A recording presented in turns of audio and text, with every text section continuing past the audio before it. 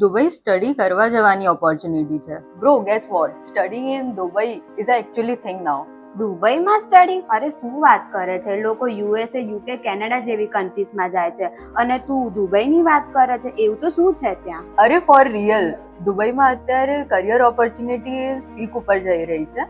Also એમાં શું છે, મેડિકલ અને digital marketing and IT sector જે તું ઓલરેડી કરી રહી છે એ બધું આગળ જાય છે, અત્યારે પીક ઉપર જાય છે. લોલ બ્રો પ્લીઝ, દુબઈમાં લોકો લેમ્બો ફરાવે છે, ટેક્સ્ટ બુક નહીં, લોકો ત્યાં ફરવા જાય છે અને તું સ્ટડીની વાત કરે છે. હા, મને પણ એવું જ લાગતું હતું કે આ તો કોઈ જોક જ હશે, પણ મેં વાત કરી એક લેડીથી, મિસ દુબઈ જનરલ.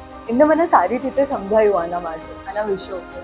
અને તને ખબર છે, જેટલી વર્લ્ડ વાઇડ ટોપ યુનિવર્સિટીઝ છે ને એ પણ હવે દુબઈમાં આવી ગઈ છે. और સાથે તને શું છે કે અફોર્ડેબલ ફીસમાં પણ રહેશે, તો પછી સારું છે ને તારા માટે. દુબઈનું વિઝન પણ રેડી છે ફોર નેક્સ્ટ 5 years, એસ્પેશિયલી આપણા જેવા સ્ટુડન્ટ માટે. તે લોકો વર્લ્ડ ક્લાસ યુનિવર્સિટીઝ પણ એક્સપેન્ડ કરી રહ્યા છે.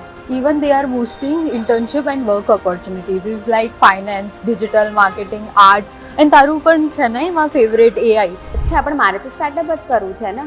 હા, મને ખબર છે. ત્યાં જે દુબઈ ફ્યુચર ફાઉન્ડેશન છે ને એ સ્ટાર્ટઅપમાં તારે હેલ્પફુલ થશે. અને પ્લસ પોઈન્ટ આ છે કે તે સ્માર્ટ એજ્યુકેશન સિસ્ટમને જે છે લીડ કરી રહ્યા છે. અચ્છા. અને બ્રો તને ખબર જ હશે, વિઝાની ઝંઝટ એકદમ ઝીરો થઈ જશે આમાં. એમ તો કેટલી અઘરી હોય છે, તો in this case Dubai is way much smoother. સમજ ને, એક કહાવત છે ને, જે વહેલા તે પહેલા, તો ડોન્ટ મિસ આઉટ. વેટ, આ તો તું ગ્લોબલ કોલાઇન્સની જ વાત કરે છે ને. મેં એમની ઘણી રીલો જોઈ છે રિલેટેડ ટુ દુબઈ. વાઇબ તો છે.